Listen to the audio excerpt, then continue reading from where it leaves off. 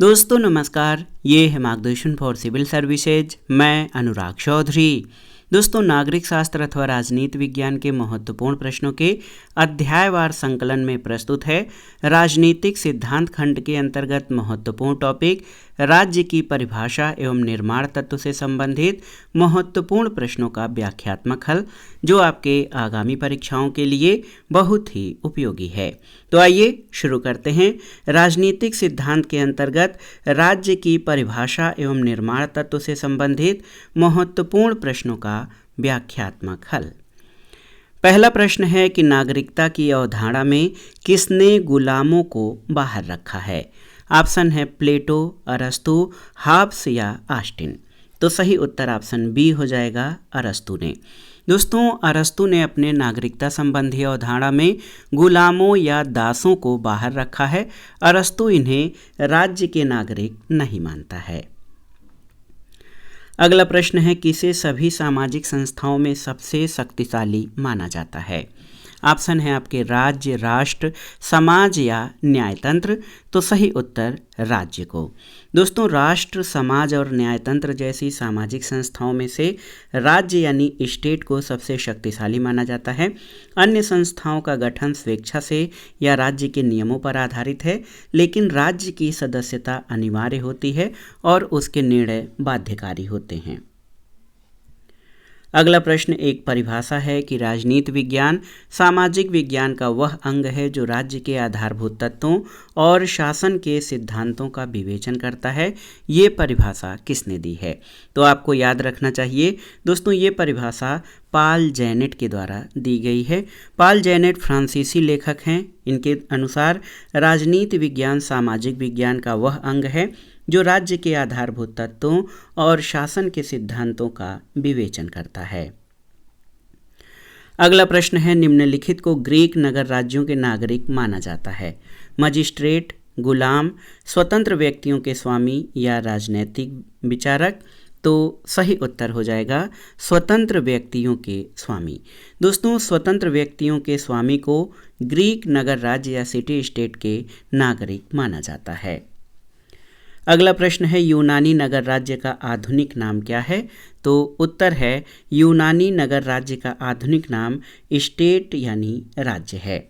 और आप जान लीजिए कि प्राचीन काल में यूनानी विचारकों ने राज्य के लिए नगर राज्य या सिटी स्टेट शब्द का प्रयोग किया है। यूनानी भाषा में इसे पोलिस कहते हैं। आधुनिक संदर्भ में राज्य शब्द का प्रयोग सबसे पहले इटली के राजनीतिक विचारक मैकियावेली ने 16वीं शताब्दी के आरंभ में अपनी पुस्तक द प्रिंस में, जो कि 1513 में प्रकाशित हुई थी, इसमें किया है। इसका अंग्रेजी अनुवाद द स्टेट होता है। अगला प्रश्न है पॉलिटिक्स शब्द की उत्पत्ति पोलिस से हुई है, जो किस भाषा का शब्द है। तो ऑप्शन है फ्रांसीसी, यूनानी, लैटिन या जर्मन शब्द। तो आप इसमें कंफ्यूज मत होइएगा, ये एक यूनानी या ग्रीक भाषा का शब्द है। अधिकतर शब्दों की उत्पत्ति लैटिन भाषा से हुई है, तो इस कंफ्यूजन में आप लैटिन या लातिनी मत लगाइएगा। अंग्रेजी का पॉलिटिक्स शब्द दोस्तों ये ग्रीक भाषा के पोलिस शब्द से बना हुआ है, जो प्राचीन यूनानी नगर राज्य का सूचक है।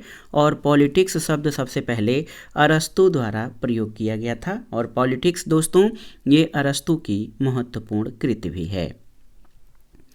अगला प्रश्न है निम्नलिखित में से कौन सा समुच्चय देखिए राजनीति विज्ञान के विषय क्षेत्र को परिभाषित करता है। तो यहाँ पर आप देख सकते हैं राज्य, मूल्य, सरकार, निर्णय निर्माण और राजनीतिक दल।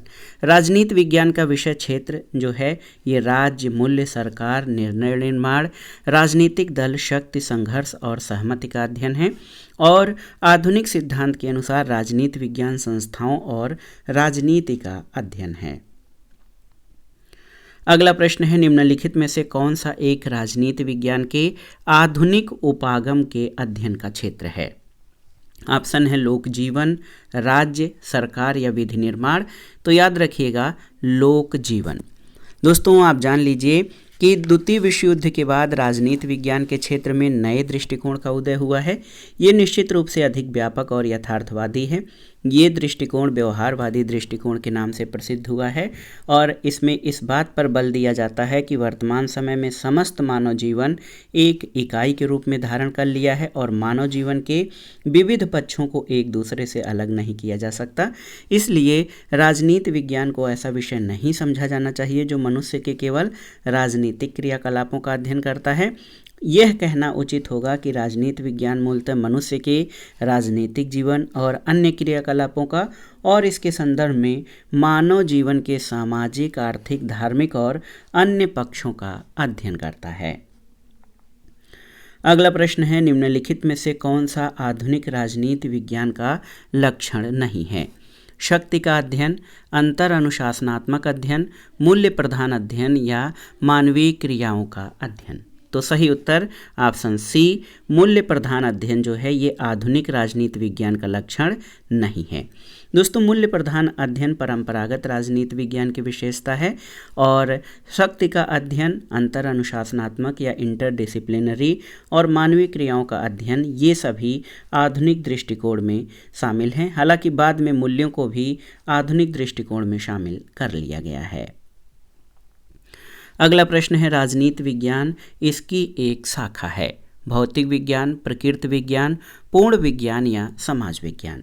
तो सही उत्तर है राजनीति विज्ञान समाज विज्ञान का एक भाग है, यानी सामाजिक विज्ञान मानव समाज का अध्ययन करने वाली शैक्षिक विधा है। प्राकृतिक विज्ञानों के अंतर्गत अन्य विषयों का सामूहिक नाम है जो है सामाजिक विज्ञान। इसमें नृविज्ञान, पुरातत्व, अर्थशास्त्र, भूगोल, इतिहास, राजनीति शास्त्र, समाजशास्त्र आदि विषय शामिल हैं। इसलिए राजनीति विज्ञान एक प्रमुख सामाजिक विज्ञान है जिसका संबंध राज्य से है। अगला प्रश्न है, राजनीति विज्ञान किससे संबंधित है?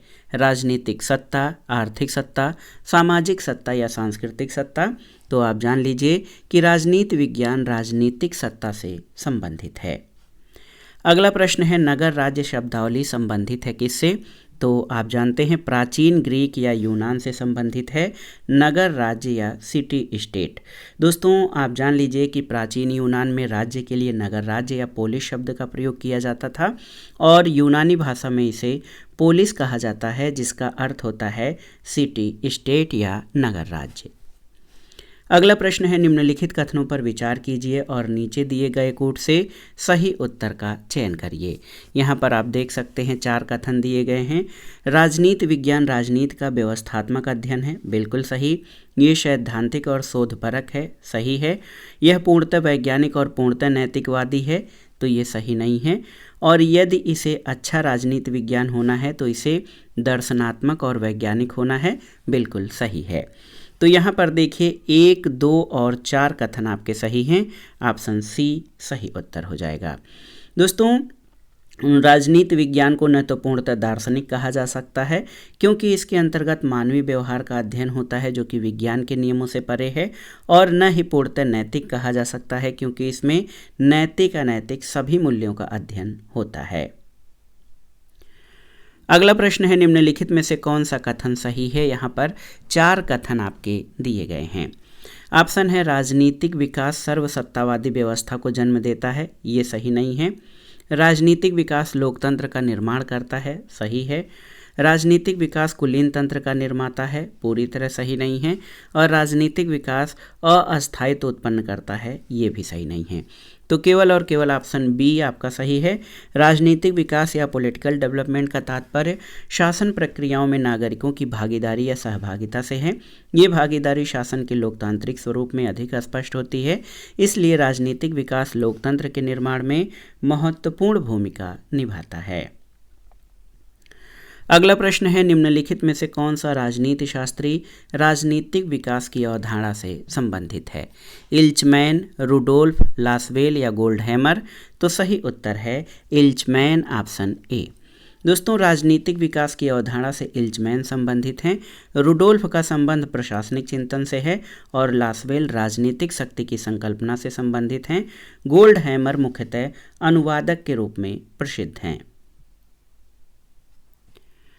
अगला प्रश्न है, एडवर्ड सील्स के अनुसार राजनीतिक विकास को मापा जाना चाहिए किस रूप में?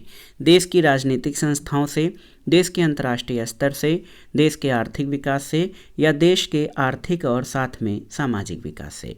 तो सही उत्तर एडवर्ड सील्स एक विचारक हैं, उनके अनुसार राजनीतिक विकास को देश की राजनीतिक संस्थाओं से मापा जाना चाहिए। और इस संबंध में उन्होंने 5 प्रकार की व्यवस्थाओं का वर्णन किया है और इसमें आप देख सकते हैं कि राजनीतिक लोकतंत्र, नाम मात्र का लोकतंत्र, आधुनिकीकृत स्वेच्छातंत्रवाद, सर्वाधिकारवादी गुटतंत्रवाद और परंपरागत गुटतंत्रवाद हैं। और आप जान लीजिए कि एडवर्ड सील्स ने राजनीतिक विकास को देश की संस्थाओं के आधार पर मापन करने की बात कही है। अगला प्रश्न है, उत्पत्ति की दृष्टि से कौन सा सामाजिक विज्ञान राजनीति विज्ञान से पूर्व का है, आपको बताना है। ऑप्शन है मनोविज्ञान, इतिहास, दर्शन शास्त्र या समाजशास्त्र। तो सही उत्तर दर्शन शास्त्र है, ऑप्शन सी सही उत्तर हो जाएगा। और आप जान लीजिए दर्शन शास्त्र या फिलॉसफी को सभी सामाजिक विज्ञानों का जनक होने का श्रेय प्राप्त है। राजनीति विज्ञान का उद्भव भी दर्शन शास्त्र से हुआ है। अगले प्रश्न पर आते हैं, पॉलिटिक्स शब्द की व्युत्पत्ति पोलिस शब्द से हुई है जो किस भाषा से लिया गया है। तो इसमें विकल्प बताने की आवश्यकता नहीं है। पॉलिटिक्स शब्द की व्युत्पत्ति पोलिस शब्द से हुई है और पोलिस यूनानी या ग्रीक भाषा का शब्द है। दोस्तों अंग्रेजी का पॉलिटिक्स शब्द यूनानी या ग्रीक भाषा के पोलिस शब्द से बना है जो प्राचीन यूनानी नगर राज्य का सूचक था। इन नगर राज्यों में नागरिक स्वयं अपना शासन चलाते थे। नागरिकों की इन गतिविधियों को प्राचीन यूनानी विचारकों ने पॉलिटिक्स की संज्ञा दी है और इससे संबंधित व्यवस्थित अध्ययन को उन्होंने पॉलिटिक्स नाम दिया था। अगला प्रश्न है, आधुनिक राजनीतिक सिद्धांत के प्रमुख समर्थक कौन हैं। ऑप्शन है Charles Merriam, David Easton, Harold Lasswell या उपर्युक्त सभी। तो अगर आप ध्यान देंगे तो ये सभी विचारक आधुनिक राजनीतिक विचारकों में शामिल हैं। आधुनिक राजनीतिक सिद्धांत के प्रमुख समर्थकों में Charles Merriam, Graham Wallas, Leonard White, Quincy Wright, Harold Lasswell, Frederick Schuman, V O Key Junior, Gabriel Almond, Herbert Simon, David Truman, David Easton और जॉर्ज कैटलिन, ये सभी आधुनिक राजनीतिक सिद्धांत के विचारकों में या समर्थकों में शामिल हैं। अगला प्रश्न है, एक कथन है राजनीति विज्ञान का संबंध राज्य तथा उसके साधन सरकार से है। ये कथन किसका है? तो आप जानते हैं ये डिमॉक का कथन है। दोस्तों मार्शल ई डिमाक, जिनका पूरा नाम मार्शल एडवर्ड डिमाक है, एक अमेरिकी राजनीतिक वैज्ञानिक और लोक प्रशासन के प्रोफेसर थे। डिमाक को लोक प्रशासन और सरकार के क्षेत्रों का विस्तृत अध्ययन करने के लिए जाना जाता है। उनका कहना है कि राजनीति विज्ञान का संबंध राज्य तथा उसके साधन सरकार से है। एक विचारक हैं गिलक्राइस्ट, कहते हैं राजनीति शास्त्र के अंतर्गत राज्य तथा सरकार दोनों का अध्ययन किया जाता है, जबकि लिकाक का कहना है कि राजनीति शास्त्र केवल सरकार का अध्ययन करता है। एक बहुत ही महत्वपूर्ण परिभाषा बार बार परीक्षाओं में पूछा गया है कि राजनीति शास्त्र का राज्य से प्रारंभ और राज्य के साथ ही अंत होता है, ये किसका कथन है? तो आप सभी जानते होंगे ये कथन गार्नर का है। गार्नर की पुस्तक है पॉलिटिकल साइंस और गवर्नमेंट। इसमें इन्होंने राजनीति विज्ञान की प्रकृति और विषय क्षेत्र के संबंध में कहा है कि राज्य ही राजनीति विज्ञान का प्रारंभ और अंत है। इसका संबंध राज्य के सिद्धांत, संगठन, शासन और व्यवहार से है। इसके साथ साथ राज्य की उत्पत्ति और प्रकृति का परीक्षण, राजनीतिक संस्थाओं की प्रकृति, इतिहास और राज्य के रूपों की जांच पड़ताल, जहां तक संभव हो राजनीतिक प्रकृति और विकास के नियमों को निगमित करना इसके क्षेत्र में आता है। अगला प्रश्न देखिए, प्रश्न वही है, थोड़ा सा शब्दावली में चेंज कर दिया है। राजनीति शास्त्र का आदि और अंत राज्य है, तो ये किसका कथन है या किसकी परिभाषा है? तो उत्तर है गार्नर। गार्नर कहते हैं कि political science begins and ends with the state, यानी राजनीति शास्त्र का आदि अंत राज्य है। ये जो है गार्नर द्वारा दी गई परिभाषा है। अगला प्रश्न है, राजनीति विज्ञान के अंतर्गत राज्य तथा सरकार का अध्ययन किया जाता है। राजनीति विज्ञान की ये परिभाषा किसके द्वारा दी गई है? तो सही उत्तर है ये गिलक्राइस्ट द्वारा दी गई परिभाषा है, ऑप्शन डी सही उत्तर है। दोस्तों गिलक्राइस्ट जो हैं ऐसे विचारकों में शामिल हैं जो राज्य और सरकार दोनों को ही राजनीति विज्ञान के अध्ययन का क्षेत्र मानते हैं और राज्य के बिना सरकार की कल्पना नहीं की जा सकती, क्योंकि सरकार राज्य के द्वारा प्रदत्त प्रभुत्व शक्ति का प्रयोग करती है और सरकार के बिना राज्य एक अमूर्त कल्पना है। गिलक्राइस्ट ने इसी को परिभाषित करते हुए लिखा है कि राजनीति विज्ञान राज्य और सरकार की सामान्य समस्याओं का अध्ययन करता है। और पॉल जेनेट ने भी कहा है कि राजनीति विज्ञान समाज विज्ञान का वह भाग है जिसमें राज्य के आधार और सरकार के सिद्धांतों पर विचार किया जाता है। अगला प्रश्न है, राजनीति विज्ञान समाज विज्ञानों का वह भाग है जिसका संबंध राज्य के आधार और सरकार के सिद्धांतों से होता है। ये बहुत ही महत्वपूर्ण प्रश्न है और आप जान लीजिए कि बार बार ये प्रश्न परीक्षाओं में पूछा भी गया है कि देखिए, राजनीति विज्ञान समाज विज्ञानों का वह भाग है जिसका संबंध राज्य के आधार और सरकार के सिद्धांतों से होता है। तो सही उत्तर पॉल जेनेट। पॉल जेनेट का कहना है कि राजनीति विज्ञान सोशल साइंसेज या समाज विज्ञानों का वह भाग है जिसमें राज्य के आधार और सरकार के सिद्धांतों पर विचार किया जाता है। एक विचारक हैं सीले। सीले कहते हैं राजनीति शास्त्र उसी प्रकार शासन के तत्वों की खोज करता है जैसे संपत्ति शास्त्र संपत्ति का, जीव शास्त्र जीव का, बीज गणित अंकों का और ज्यामिति शास्त्र स्थान और ऊंचाई का करता है। एक और महत्वपूर्ण प्रश्न है कि राजनीति विज्ञान को शक्ति के विज्ञान के रूप में किसने परिभाषित किया है। ऑप्शन है बेंटले, लीकॉक, कैटलिन या लास्की। तो सही उत्तर कैटलिन। दोस्तों, शक्ति को राजनीति विज्ञान का केंद्र मानते हुए कैटलिन ने कहा है कि राजनीति एक व्यक्ति द्वारा दूसरे व्यक्ति पर प्रभुत्व स्थापित करना है। इसके लिए वह नैतिक और अनैतिक सभी तरह के तरीकों को अपनाता है।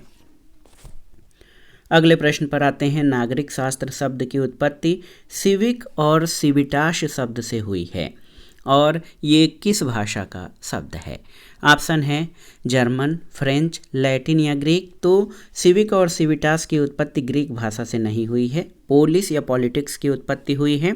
सिविक या सिविटास लैटिन शब्द है। दोस्तों, आप जान लीजिए नागरिक शास्त्र शब्द की उत्पत्ति सिविक और सिविटास शब्द से हुई है। ये एक लैटिन शब्द है। शब्द सिविक यानी नागरिक और सिविटास से अभिप्राय नगर राज्य दोनों संयोग से सामाजिक विज्ञान के नागरिक शास्त्र नाम शब्द की उत्पत्ति हुई है। अगला प्रश्न है, नागरिक शास्त्र के अध्ययन का मुख्य विषय क्या है। ऑप्शन है नागरिकता, पंचायती राज, राज्य या नगर निगम। तो नागरिक शास्त्र के अध्ययन का मुख्य विषय यहाँ पर नागरिकता है और नागरिक शास्त्र नागरिकता, नागरिक जीवन और नागरिक संस्थाओं का अध्ययन करने वाला विज्ञान है। अगला प्रश्न है, एक परिभाषा है कि राजनीति विज्ञान हमें ये बताता है कि पिछले समय में राज्य का क्या क्या रूप रहा है, इस समय उसका क्या स्वरूप है और इसका आदर्श स्वरूप क्या होना चाहिए। ये कथन किसका है। तो सही उत्तर ये कथन गैटेल का है। दोस्तों, गैटेल का कहना है कि राजनीति विज्ञान हमें ये बताता है कि पिछले समय में राज्य का क्या क्या रूप रहा है, इस समय उसका स्वरूप क्या है और इसका आदर्श स्वरूप क्या होना चाहिए। और गैटेल कहते हैं कि राजनीति शास्त्र राज्य के भूत, वर्तमान और भविष्य के राजनीतिक संगठन, राजनीतिक कार्यों, राजनीतिक संस्थाओं तथा राजनीतिक सिद्धांतों का अध्ययन करता है। एक और महत्वपूर्ण प्रश्न आपके सामने है, ये बार बार पूछा जाता है, राजनीति का संबंध समाज में मूल्यों के आधिकारिक आवंटन से है। ये कथन किसका है। तो ये डेविड ईस्टन का कथन है। अमेरिकी राजनीतिक विचारक डेविड ईस्टन ने राजनीति विज्ञान को एक शुद्ध विज्ञान से ऊपर उठाकर अप्लाइड साइंस या अनुप्रयुक्त विज्ञान का रूप देने की मांग की और वैज्ञानिक अनुसंधान को समकालीन समाज की विकट समस्याओं में लगाने पर बल दिया। इसी संदर्भ में ईस्टन ने कहा है कि राजनीति का संबंध समाज में मूल्यों के आधिकारिक आवंटन से है। अगला प्रश्न है, राजनीति विज्ञान के जनक या पिता माने जाते हैं कौन। तो सही उत्तर है अरस्तु। अरस्तु को राजनीति विज्ञान का जनक माना जाता है। दोस्तों, राजनीति शब्द का प्रयोग सबसे पहले यूनान के दार्शनिक अरस्तु ने किया। उन्होंने अपनी पुस्तक का नाम पॉलिटिक्स रखा। इसका अर्थ राजनीति होता है। अरस्तु ने कई देशों के संविधानों का तुलनात्मक अध्ययन किया और राजनीति को नीति शास्त्र से अलग करके एक स्वतंत्र विषय के रूप में मान्यता प्रदान की। अरस्तु ने इसे सर्वोच्च विज्ञान या मास्टर साइंस की संज्ञा दी। इसलिए राजनीति विज्ञान का जनक होने का श्रेय अरस्तु को ही प्राप्त है। अगला प्रश्न है, किसने कहा है कि निश्चित भूभाग राज्य का आवश्यक तत्व नहीं है।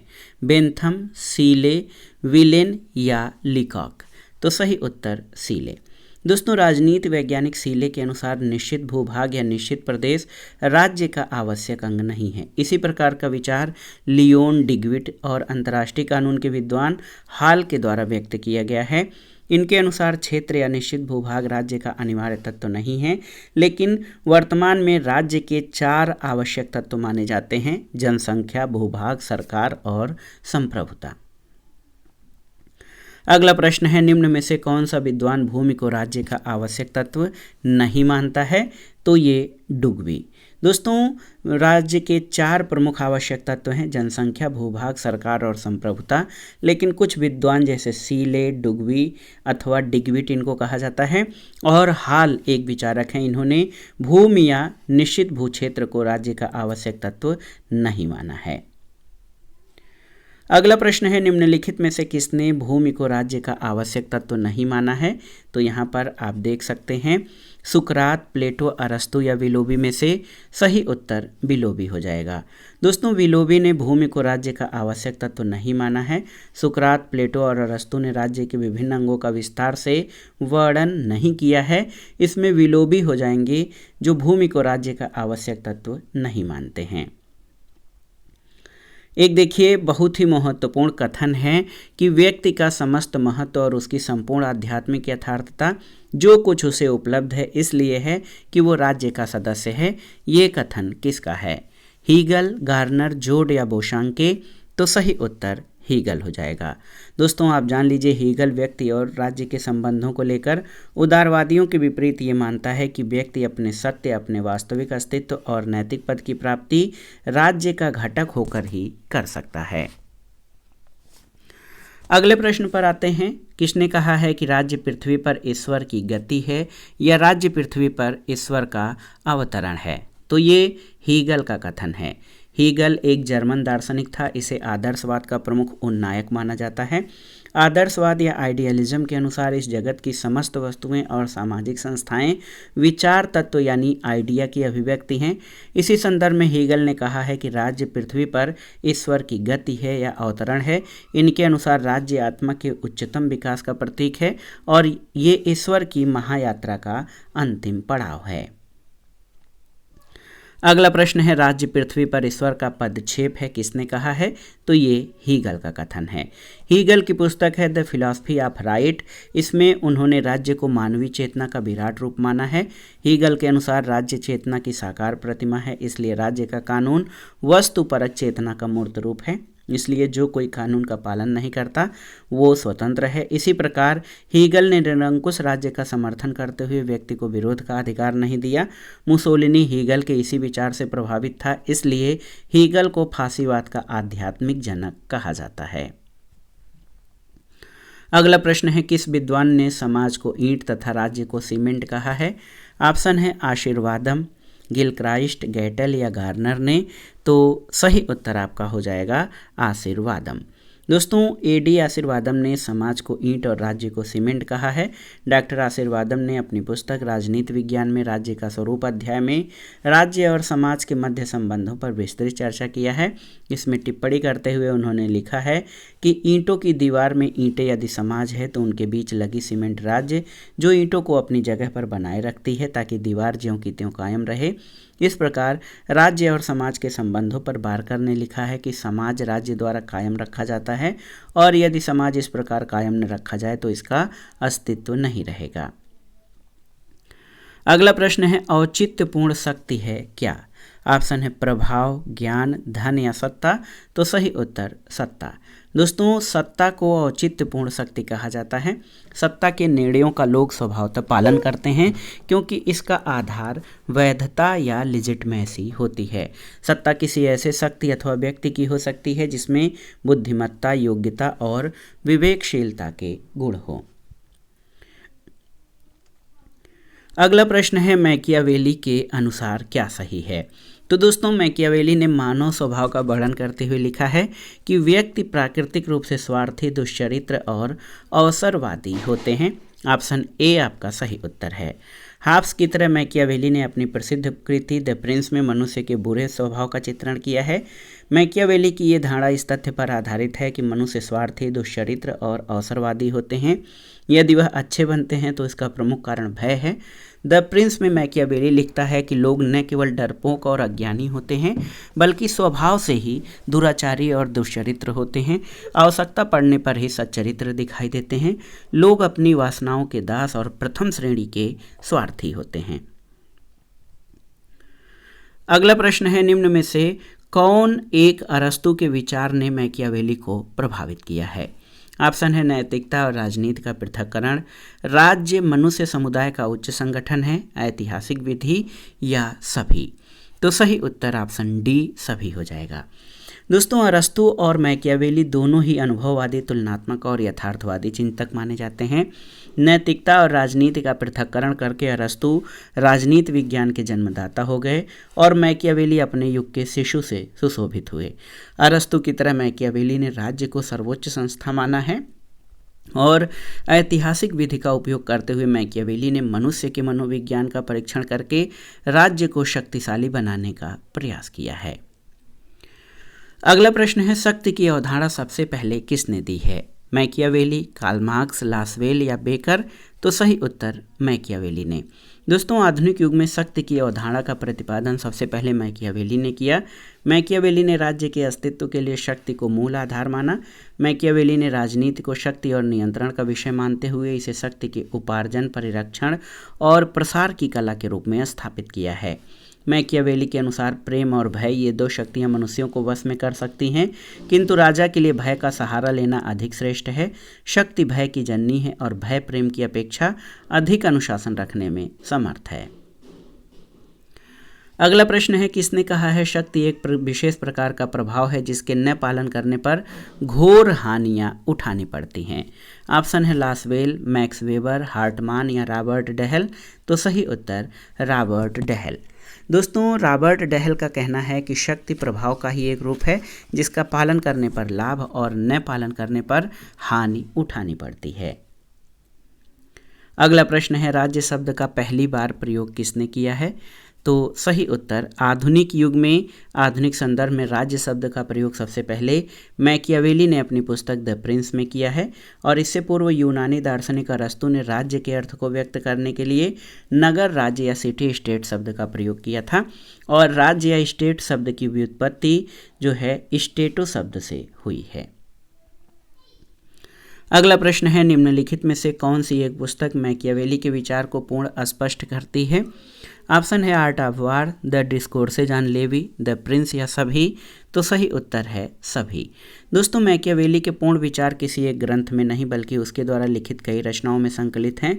Art of War, the Discourses on Livy और द प्रिंस मैकियावेली की प्रसिद्ध रचनाएं हैं। आर्ट ऑफ वार का संबंध युद्ध नीति से है। द डिस्कोर्सेज ऑन लेवी राज्य की प्रकृति और उसके स्वरूप को स्पष्ट करती है और द प्रिंस शासन कला के बारे में राजा को दिए गए निर्देश या सुझाव हैं। अगला प्रश्न है, मैकियावेली के अनुसार, यहाँ पर ऑप्शन आपके दिए गए हैं। राज्य उच्च संघ है जिसमें जनता को राज्य के प्रति पूर्ण समर्पण कर देना चाहिए और राज्य एक कृत्रिम निर्माण है। राज्य विभिन्न संघों में से एक संघ है, ए और बी दोनों। तो सही उत्तर ऑप्शन डी हो जाएगा। मैकियावेली के अनुसार राज्य एक कृत्रिम निर्माण है। इतिहास में एक भी ऐसा समय था जब राज्य नहीं था। मनुष्य के दुष्ट स्वभाव के कारण राज्य का उदय हुआ और राज्य का जन्म इसलिए होता है क्योंकि मनुष्य सबसे अधिक सुरक्षा चाहता है और सुरक्षा तभी प्राप्त हो सकती है जबकि मनुष्य राज्य के प्रति पूर्ण समर्पण कर दे। अगला प्रश्न है, किसने कहा है यह राजनीति नहीं है जो जातिग्रस्त हो जाती है, यह जाति है जिसका राजनीतिकरण हो जाता है? तो ये कथन रजनी कोठारी का है। ऑप्शन सी आपका सही उत्तर है। भारत के प्रसिद्ध लेखक, शिक्षाविद और राजनीतिक विचारक रजनी कोठारी का कहना है कि ये राजनीति नहीं है जो जातिग्रस्त हो जाती है, ये जाति है जिसका राजनीतिकरण हो जाता है। प्रोफेसर रजनी कोठारी ने राजनीति में जाति संबंधी अपने निष्कर्ष में लिखा है कि वास्तव में जाति और राजनीति के मिश्रण से दूसरे ही परिणाम निकलते हैं। राजनीति पर जाति के हावी होने के बजाय जाति का राजनीतिकरण हो जाता है। राजनीति ने जाति को लीक से हटकर नया संदर्भ दे दिया है जिससे उसका पुराना स्वरूप बदल रहा है। अगला प्रश्न है, किस राजनीतिक विचारक ने आधुनिक काल में राज्य शब्द का प्रयोग सबसे पहले किया है? तो आप जानते हैं, मैकियावेली ने। मैकियावेली सबसे पहला राजनीतिक विचारक है जिसने राज्य शब्द का प्रयोग किया और इसकी महत्वपूर्ण स्थिति का निरूपण किया है। इसके अनुसार राज्य एक ऐसी संस्था है जो अपने क्षेत्र में सर्वोच्च शक्ति का प्रयोग करती है।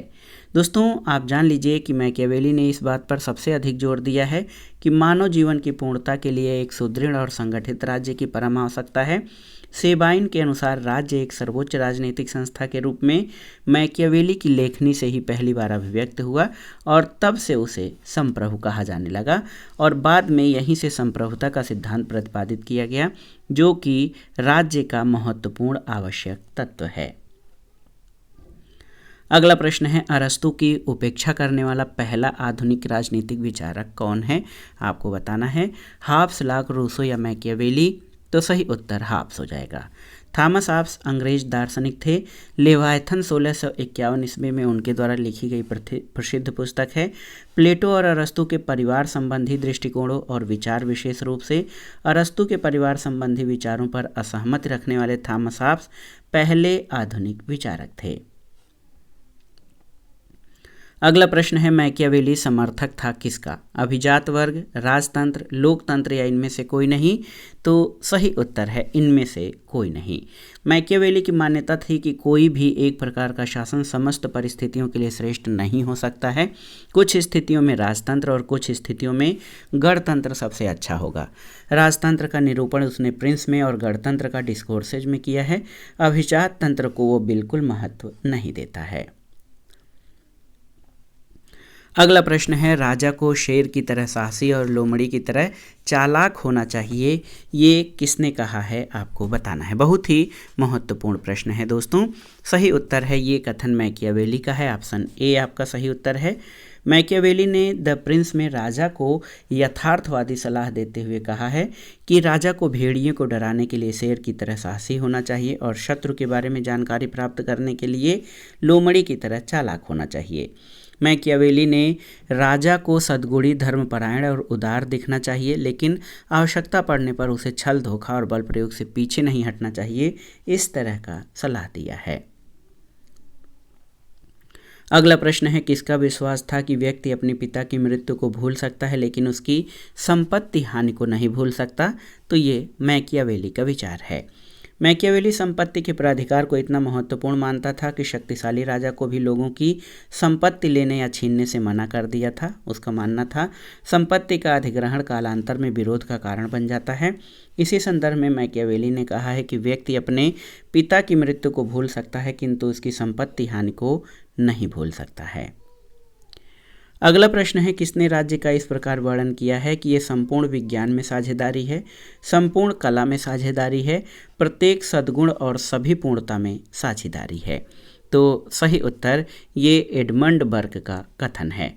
व्यक्तिवादियों की धारणा है कि राज्य एक आवश्यक बुराई है, वर्तमान समय में स्वीकार नहीं किया जाता है। वास्तव में ये सभ्य जीवन की प्रथम आवश्यकता है। नैतिक जीवन के मार्ग में आने वाली अशिक्षा, अज्ञानता और दरिद्रता आदि बुराइयों को दूर करते हुए राज्य व्यक्ति के नैतिक विकास का सफलतापूर्वक प्रयत्न करता है। सभ्य जीवन की अवस्थाएं प्राप्त करते हुए, प्रदान करते हुए उसे व्यक्तित्व के विकास की ओर प्रेरित करता है। इसी संदर्भ में बर्क ने लिखा है कि राज्य सभी विज्ञानों, सभी कलाओं, सदाचार और पूर्णता में मनुष्य का साझीदार है। अगला प्रश्न है, निम्नांकित में कौन सा युग्म सही नहीं है? अभिजात्य सिद्धांत पैरेटो सही है, अनुदारवादी सिद्धांत बर्क सही है, उदारवादी सिद्धांत प्लेटो सही नहीं है, सामाजिक प्रसंविदा सिद्धांत रूसो ये आपका सही है। दोस्तों, प्लेटो उदारवादी नहीं बल्कि आदर्शवादी सिद्धांत या आदर्शवादी सिद्धांत का विचारक था। उसने अपने ग्रंथ रिपब्लिक में आदर्श राज्य की कल्पना की थी, जबकि पैरेटो अभिजात्य सिद्धांत, बर्क अनुदारवादी, हाब्स, लॉक और रूसो सामाजिक समझौता सिद्धांत के विचारक रहे हैं। अगला प्रश्न है, प्लेटो को राज्य के आदर्शवादी सिद्धांत का जनक माना जाता है, क्यों? तो सही उत्तर है, उसने अपने सिद्धांत को अच्छाई के विचार पर आधारित किया है। ऑप्शन डी आपका सही उत्तर है। दोस्तों, प्लेटो ने तत्कालीन समय में नगर राज्यों की बुराइयों को देखते हुए उनके समाधान के लिए अच्छे गुणों से संपन्न दार्शनिक राज्य का समर्थन किया है, जो कि नगर राज्यों को बुराइयों को समाप्त कर सके। अगला प्रश्न है, निम्नलिखित में से कौन एक सही सुमेलित नहीं है, आपको बताना है। सकारात्मक स्वतंत्रता हीगल, सुख और दुख गणक बेंथम, वैज्ञानिक व्यक्तिवाद स्पेंसर, लोकतांत्रिक केंद्रीयतावाद एंजिल्स। तो ऑप्शन डी आपका सही नहीं है, क्योंकि लोकतांत्रिक केंद्रीयतावाद की नींव सोवियत संघ में मार्क्सवाद के संस्थापक V.I. लेनिन ने रखी थी और ये सिद्धांत सोवियत संघ के प्रत्येक संविधान में विहित था। जनवादी चीन के साम्यवादी दल और शासन के संगठन के लिए भी लोकतांत्रिक केंद्रीयतावाद का सिद्धांत अपनाया गया है। अगला प्रश्न है, रिपब्लिक केवल राजनीति पर लिखी गई पुस्तक मात्र नहीं वरन शिक्षा पर लिखी गई ऐसी उत्कृष्ट रचना है जो इससे पहले कभी नहीं लिखी जा सकी है। ये कथन किसका है? तो याद रखिएगा, रिपब्लिक पर ये कथन रूसो का है। प्लेटो जिस आदर्श राज्य का वर्णन करता है उसके आदर्श की प्राप्ति और न्याय की स्थापना के लिए व्यापक शिक्षा की व्यवस्था करता है। प्लेटो की दृष्टि में शिक्षा वह भावात्मक साधन है जिसके द्वारा शासन समरसतापूर्ण राज्य की स्थापना के लिए मानव प्रकृति को सही दिशा की ओर उन्मुख कर सकता है। प्लेटो ने रिपब्लिक में शिक्षा का इतना विस्तार से वर्णन किया है और शासकों की शिक्षा को इतना महत्व दिया है कि रूसो ने रिपब्लिक को शिक्षा पर सर्वोत्कृष्ट कृति की रचना की है, संज्ञा दी है। रूसो के शब्दों में रिपब्लिक राजनीति पर लिखी गई पुस्तक मात्र नहीं वरन शिक्षा पर लिखी गई एक उत्कृष्ट रचना है जो इसके पहले कभी नहीं लिखी जा सकी है। अगला प्रश्न है, प्लेटो ने इनमें से किस विचार का समर्थन किया है?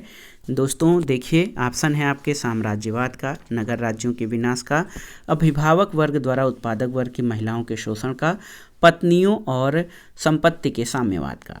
तो सही उत्तर, प्लेटो ने पत्नियों और संपत्ति के साम्यवाद का समर्थन किया है। प्लेटो ने साम्यवादी योजना को दो भागों, संपत्ति का साम्यवाद और परिवार अथवा स्त्रियों के साम्यवाद में विभाजित किया है। प्लेटो शासकों और सैनिकों के लिए संपत्ति और परिवार का निषेध करता है। वह शासक और सैनिक वर्गों को सामूहिक रूप से राज्य का अभिभावक मानता है। प्लेटो का मानना है कि यदि अभिभावक वर्ग के पास परिवार और संपत्ति होगी तो वो अपने कर्तव्य पथ से विचलित होंगे और आदर्श राज्य का विनाश हो जाएगा।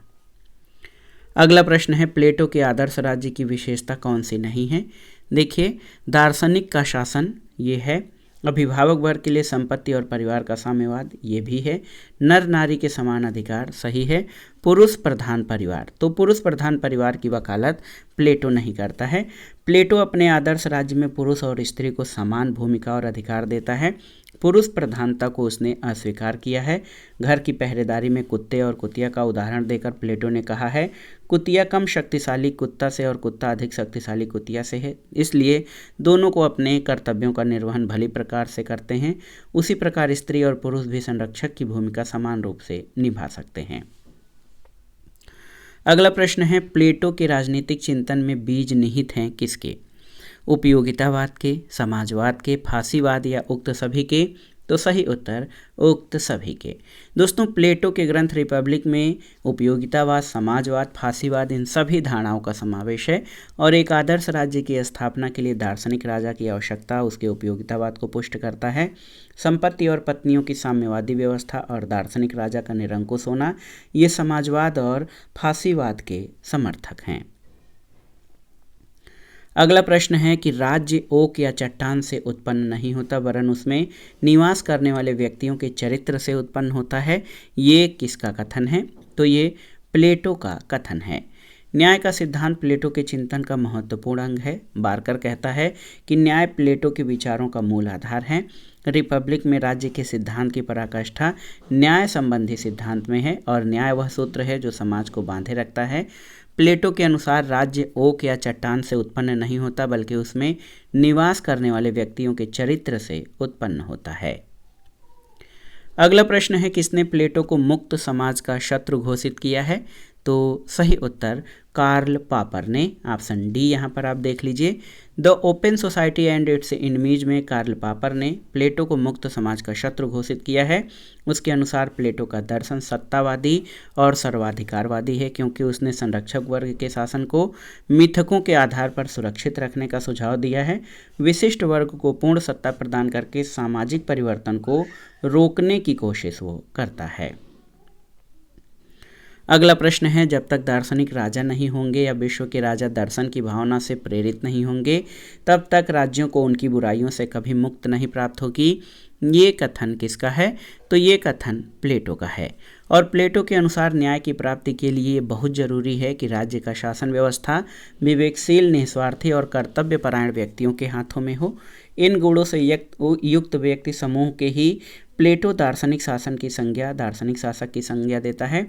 और इस संदर्भ में वह कहता है कि जब तक दार्शनिक राजा नहीं होंगे या विश्व के राजा दर्शन की भावना से प्रेरित नहीं होंगे, तब तक राज्यों को उनकी बुराइयों से मुक्ति प्राप्त नहीं होगी। अगला प्रश्न सही सुमेलित करना है। मैकियावेली कहता है कि व्यक्ति को छल कपट जानने के लिए रोमड़ी और भेड़ियों को डराने के लिए शेर होना चाहिए। मिल कहता है कि व्यक्ति अपने ऊपर, अपने मस्तिष्क और शरीर पर संप्रभु होता है। ग्रीन का विचार है कि इच्छा न कि शक्ति राज्य का आधार है। और बेंथम का कथन है कि पुष्पिन उतना ही अच्छा है जितनी की कविता। तो सही उत्तर 3, 4, 1, 2 ऑप्शन ए आपका सही उत्तर है। अगला प्रश्न है सूची 1 का सूची 2 से सुमेलन करिए और दिए गए कूट के आधार पर सही उत्तर का चयन करिए। यहाँ पर आप देखिए, तलवार के बिना प्रसंविदा मात्र शब्द है, ये कथन हाब्स का है, याद रखिएगा। व्यक्ति को स्वतंत्र होने के लिए बाध्य किया जा सकता है, ये रूसो का कथन है। उच्चतर शक्ति केवल डाकुओं का झुंड बना सकती है, राज्य नहीं, तो ये बोंदा का कथन है। और राज्य का कार्य व्यक्ति में आत्मनिर्भरता की भावना को नष्ट करता है, उसके उत्तरदायित्व को कमजोर करता है तथा उसके चरित्र को कुंठित कर देता है, ये मिल का कथन है। तो 3, 4, 1 और 2 यहाँ पर विकल्प देखते हैं। 3, 4, 1 और 2 ऑप्शन ए इस प्रश्न का सही उत्तर है। अगला प्रश्न है सूची 1 का सूची 2 के साथ मिलान करिए और दिए गए कूट से सही उत्तर का चयन करिए। राज्य का दार्शनिक सिद्धांत, ये बोसांगे के द्वारा। राज्य और विधि का सामान्य सिद्धांत आप देख सकते हैं कैल्सन के द्वारा। दार्शनिक उग्रवाद, ये इस विचार का प्रतिपादन बेंथम में है। और नागरिक सद्गुणों की अभिवृद्धि की पूर्व दशा के रूप में गणतंत्रवाद, ये मैकियावेली से संबंधित है। तो सही उत्तर 4, 3, 2, 1 यहाँ पर देखिए 4, 3, 2, 1 ऑप्शन ए इस प्रश्न का सही उत्तर हो जाएगा। अगले प्रश्न पर आते हैं। सबसे निकृष्ट राज्य भी सबसे उत्कृष्ट अराजकता से अच्छा है, ये कथन किसका है? ऑप्शन है हीगल, रूसो, लाक या हाब्स। तो सही उत्तर हाब्स हो जाएगा। दोस्तों, हाब्स के अनुसार प्रभुसत्ता के अबाध अधिकार के फलस्वरूप एक वास्तविक सुदृढ़ शासन या कॉमनवेल्थ की स्थापना हो सकती है। किसी प्रकार की शर्तें लगाने से अनिश्चय और अविश्वास की संभावना हो सकती थी। इस प्रकार के झगड़े उत्पन्न हो जाते जिनका हल संभव नहीं होता और फिर अराजकता फैल जाती। इसका परिणाम ये रहा कि सबसे निकृष्ट राज्य में भी प्रजा को शासक के विरुद्ध बोलने का अधिकार नहीं रहा, क्योंकि शासक के विरुद्ध जाने का अभिप्राय प्राकृतिक अवस्था की ओर लौटना यानी उत्कृष्ट अराजकता के माहौल में लौटना था। इसलिए हाब्स कहता है कि सबसे निकृष्ट राज्य भी सबसे उत्कृष्ट अराजकतावाद से अच्छा है। अगला प्रश्न है राज्य के स्वरूप के बारे में कौन सही है? राज्य अपने में साध्य है, राज्य साध्य का एक साधन है, राज्य साधन और साध्य दोनों है, या फिर राज्य न साधन है और न साध्य। दोस्तों, आदर्शवादी विचारक अगर जो देखिए, आदर्शवादी विचारक ये प्लेटो, हीगल, सर्वाधिकारवादी विचारक जैसे मुसोलिनी या हिटलर हैं, तो आप देख सकते हैं राज्य को स्वयं में साध्य मानते हैं, जबकि उदारवादी विचारक, समाजवादी विचारक राज्य को साधन मानते हैं। प्रश्न में राज्य का स्वरूप किसी विचारधारा से संबंधित करके नहीं पूछा गया है, इसलिए प्रश्न में राज्य के वर्तमान स्वरूप में विचार किया जाएगा। वर्तमान समय में राज्य को एक साधन माना जाता है, यानी विश्व के किसी भी हिस्से में राज्य की प्रकृति चाहे जो हो, भले ही वह सैन्य तंत्र हो, राज्य को साध्य न मानकर साधन माना जाता है। तो ऐसे अगर जो देखा जाए तो विचारधाराओं से जोड़कर तो राज्य साधन और साध्य दोनों है, लेकिन वर्तमान समय में राज्य साध्य का एक साधन है। तो ऑप्शन बी आपका सही उत्तर है। अगला प्रश्न है किसने राज्य को एक ऐसा संगठन माना है जो सर्वसाधारण को यथासंभव बड़े पैमाने पर सामाजिक हित की सिद्धि में सहायता देता है? तो सही उत्तर ये हैं लास्की दोस्तों, ये राज्य को एक ऐसा संगठन मानते हैं जो सर्वसाधारण को यथासंभव बड़े से बड़े पैमाने पर सामाजिक हित की सिद्धि में सहायता देता है। अगला प्रश्न है, राज्य साधन है साध्य नहीं, यह सिद्धांत किसका है? तो ये उदारवाद का सिद्धांत है। उदारवादी और समाजवादी विचारक राज्य को साधन मानते हैं, न कि साध्य। उनके अनुसार राज्य साधन है, साध्य नहीं है। अगला प्रश्न है, एक आधुनिक राज्य संविधान के बिना राज्य नहीं बल्कि अराजकता का शासन है, ये कथन किसका है? तो ये जेलीनेक का कथन है। जेलीनेक एक विचारक हैं, उनका कहना है कि आधुनिक राज्य संविधान के बिना राज्य नहीं बल्कि अराजकता का शासन है। संविधान राजकीय आचरण का वह विधान है जिसके द्वारा व्यक्ति से व्यक्ति और राज्य के पारस्परिक संबंधों को विनिश्चय किया जाता है, जिसके द्वारा सरकार के विविध अंगों का पारस्परिक संबंध निश्चित किया जाता है। गिलक्राइस्ट संविधान को परिभाषित करते हुए कहते हैं कि संविधान उन लिखित या अलिखित नियमों या कानूनों का समूह है जिसके द्वारा सरकार का संगठन, सरकार की शक्तियों का विभिन्न अंगों में वितरण और इन शक्तियों के प्रयोग का सामान्य सिद्धांत निश्चित किया जाता है। अगला प्रश्न है, सूची 1 का सूची 2 से सुमेलन करिए और दिए गए कोड से सही उत्तर का चयन करिए। तो यहाँ पर देखिए, मैं ही राज्य हूँ, ये लुई 14वां का कथन है। राज्य व्यक्ति से पहले है, ये अरस्तु का मानना है। राज्य पृथ्वी पर ईश्वर का अवतरण है, ये हीगल का कथन है। और राज्य व्यक्ति का बृहद रूप है, ये प्लेटो का कहना है। तो 3, 2, 4, 1 यहाँ पर आप विकल्प देखिए, ऑप्शन ए आपका सही उत्तर हो जाएगा। अगला प्रश्न है कि किसने कहा है कि राज्य व्यक्ति का बृहद रूप है? सही उत्तर है, राज्य व्यक्ति का बृहद रूप है, ये प्लेटो का कथन है। ऑप्शन ए आपका सही उत्तर है। प्लेटो का कहना है कि व्यक्ति के व्यवहार के 3 स्रोत हैं, तृष्णा, मनोवेग और ज्ञान। तृष्णा का स्थान मनुष्य के कमर में है, मनोवेग का स्थान हृदय में और ज्ञान का स्थान मस्तिष्क में है। तृष्णा व्यापारी में, मनोवेग सैनिक में और ज्ञान दार्शनिकों में पाया जाता है। इन तीनों के संतुलित मेल से ही जो है राज्य का निर्माण होता है और इन्हीं के आधार पर जो 3 वर्ग होते हैं वो राज्य का निर्माण करते हैं। अगला प्रश्न है, कौन ये मानता है कि राज्य व्यक्ति से पूर्व है? तो सही उत्तर है अरस्तु। अरस्तु का कहना है, जिस प्रकार हमारे शरीर का निर्माण होता है उसके बाद अंगों का विकास होता है, उसी प्रकार पहले राज्य आता है, उसकी शाखाएं बाद में, क्योंकि राज्य पूर्ण है और जो व्यक्ति है अपूर्ण है। और कहता है यदि व्यक्ति का हाथ कट जाए तो शरीर के बिना निर्जीव यानी नष्ट हो जाता है, उसी प्रकार राज्य के बिना सामान्य मानव का कोई अस्तित्व नहीं है।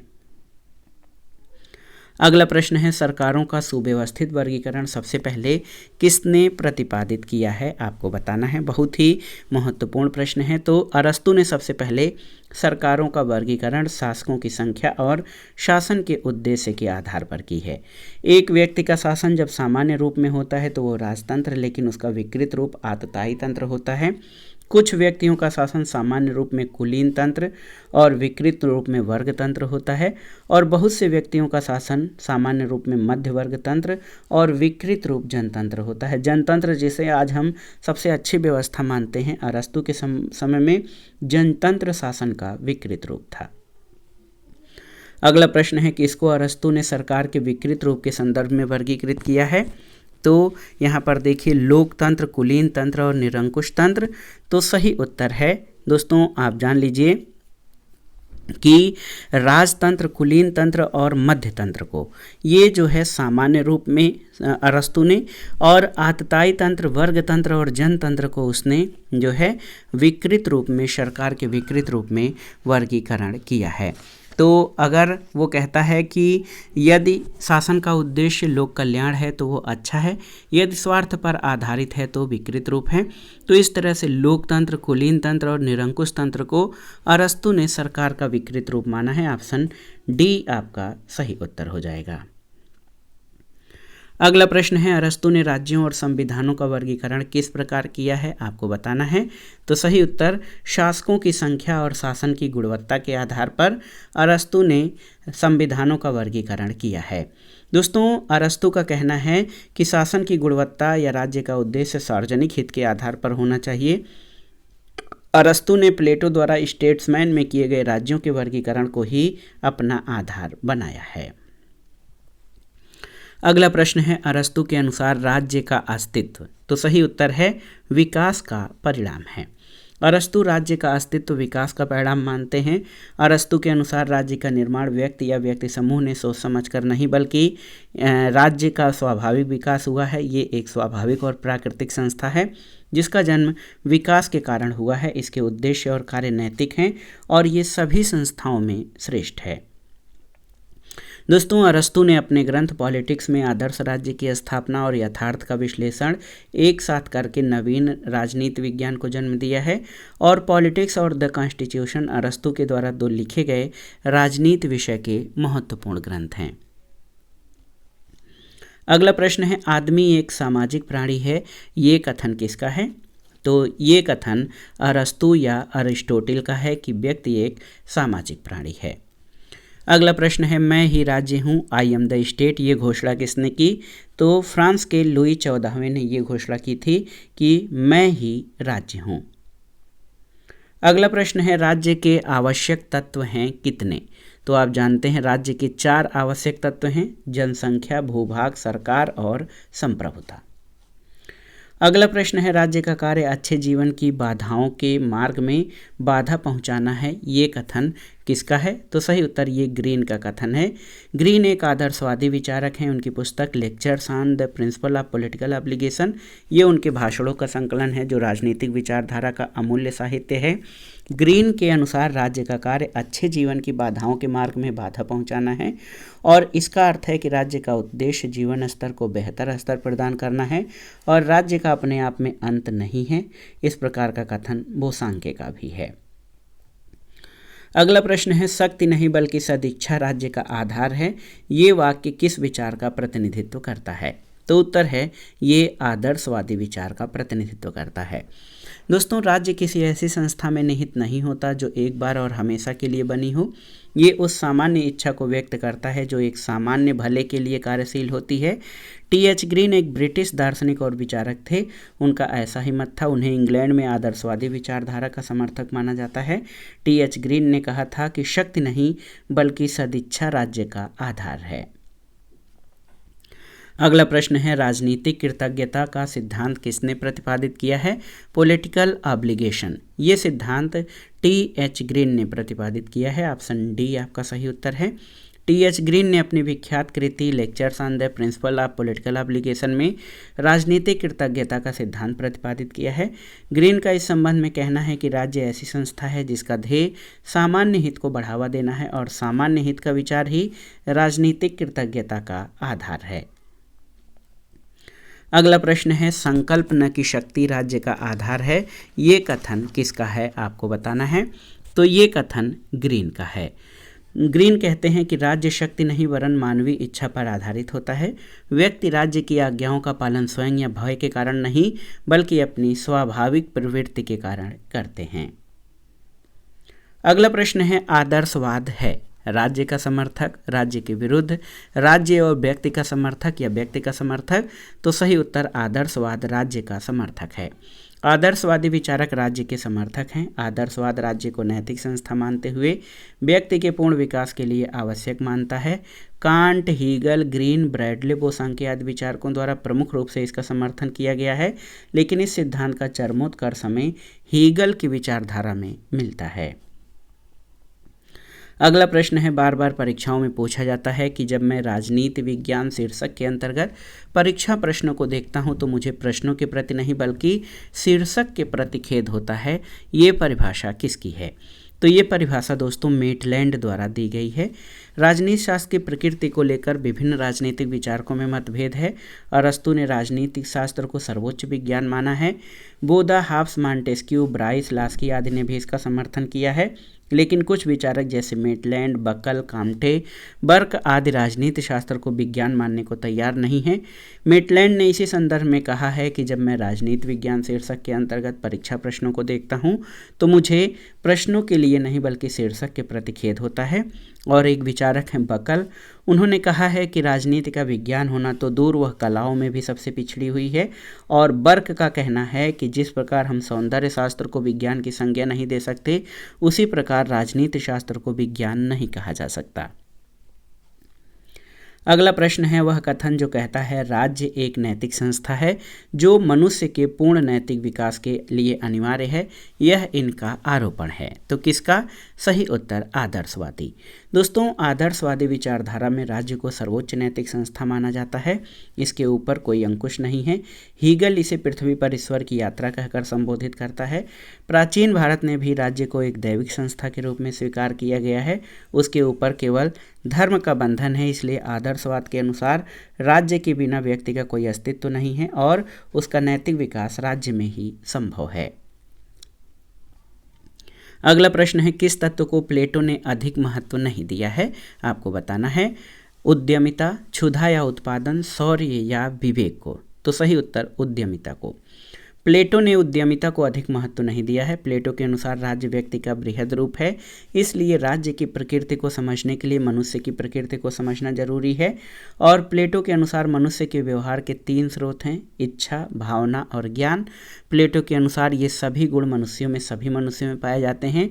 विभिन्न मनुष्यों में भिन्न भिन्न गुणों की प्रधानता रहती है। इसी आधार पर प्लेटो ने समाज में 3 वर्गों की पहचान की है, जिसमें इच्छा की प्रधानता होती है, वो उद्योग व्यापार को तत्पर होते हैं। भावना की प्रमुखता है, वो सैनिक का व्यवसाय अपनाते हैं। और जो ज्ञान से संपन्न हैं वो दार्शनिक के रूप में ख्याति अर्जित करते हैं। अगला प्रश्न है दोस्तों, याद रखिएगा कि एक आदर्श राज्य की जनसंख्या प्लेटो ने कितनी निर्धारित की थी। तो सही उत्तर 5040। प्लेटो ने अपने दार्शनिक ग्रंथ रिपब्लिक में आदर्श राज्य की कल्पना की।